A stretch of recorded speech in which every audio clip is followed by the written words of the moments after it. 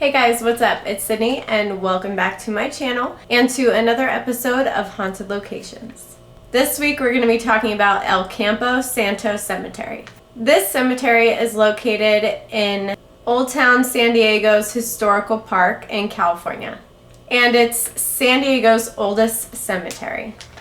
This cemetery was built in 1849 and was originally founded as a Catholic cemetery, and it was used from 1849 to about 1880. This resting place was not only used as a cemetery, but also a means of transportation since 1889. They built a road that actually later became known to be San Diego Avenue. Unfortunately, they paved over existing graves, and at least 20 graves were buried or covered by this road. Not only under the sidewalks and streets, but some graves are said to exist right outside the cemetery walls. There are 477 original graves still in existence. The oldest one belonging to Juan Adams, which dates all the way back to 1849. This cemetery is chock full of history, including the history of Jim Robinson.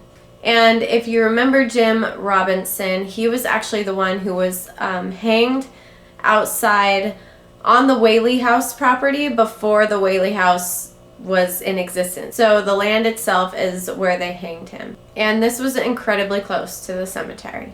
But those of you who don't remember, Yankee Jim Robinson was a French-Canadian man who was accused of theft and hanged for his crimes. He was then buried there in the El Campo Santo Cemetery because it was less than 2 blocks away from the Whaley House, and still is. Yankee Jim is only one of the many ghosts and spirits that reside here. And most of these ghosts and spirits are said to be dressed in period-style clothing. Now, as far as the paranormal activity goes, people say that they have seen FBAs, so full-body apparitions, with the naked eye, and there are incidences also of people basically taking pictures and then them not spotting anything as far as like through the camera or through their vision, and then they go home and develop the photos and they end up seeing basically a full-bodied apparition after they leave the property, which is creepy.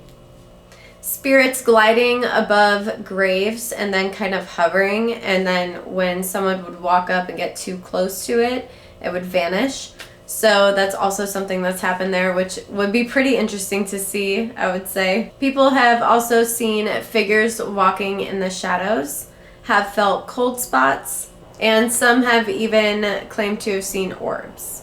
The one thing I did find interesting though is that the businesses surrounding this cemetery often have alarm issues with their businesses just randomly going off. And they've also had electrical outages a lot. Also, visitors will have car trouble when they're on the property. So obviously things like their car won't start or their car alarm is consistently going off. So that's kind of interesting as far as that history goes. There's been a lot of complaints from like the surrounding businesses as far as this goes. So I think that's kind of funny, and it almost seems like the spirits and ghosts are playing jokes on these surrounding people because they are just probably bored in their afterlife. I mean, if I was a ghost, I'd be playing pranks on people too. I'm sorry.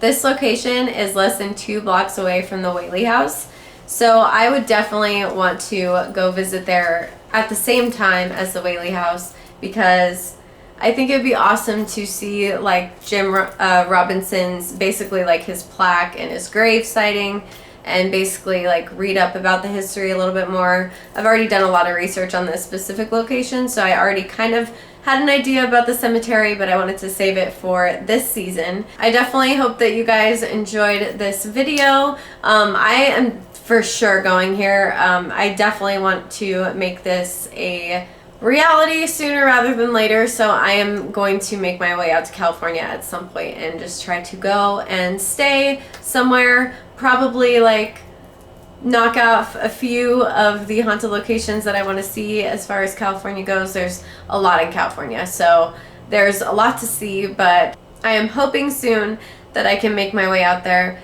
and see all of these places. So I'm going to be super excited when I'm going to be able to do that, so I will let you guys know when that happens. If you guys have any suggestions or places that you would like me to cover as far as the haunted history goes, let me know in the comments down below and I will put them on my list. Thank you guys so much for watching, and I will see you guys next Wednesday for another Haunted Locations episode. Bye!